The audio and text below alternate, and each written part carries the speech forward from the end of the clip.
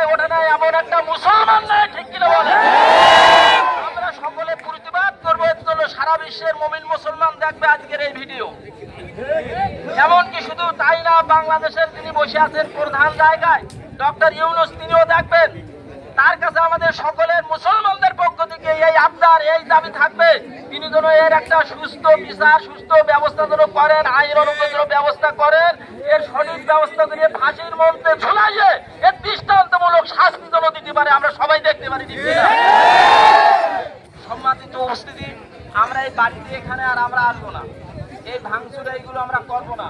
আমরা পূর্বে ইমাম সাহেবের কাছে, আব্দুল সালাম হুজুরের কাছ থেকে আমরা শুনেছি যে আমার নবীর আদর্শ এইগুলো না, নবীর আদর্শ ঘর ভাঙা না, নবীর আদর্শ বাচ্চাদের মারা না, নবীর আদর্শ গাছপালা কাটা না। শান্তিপূর্ণভাবে আমাদের প্রতিবাদ সমাবেশ হবে, প্রতিবাদ কথাগুলো হবে সব শান্তিপূর্ণভাবে, এইভাবে তো হবে না। এই জন্য আমরা সবাই ঠান্ডা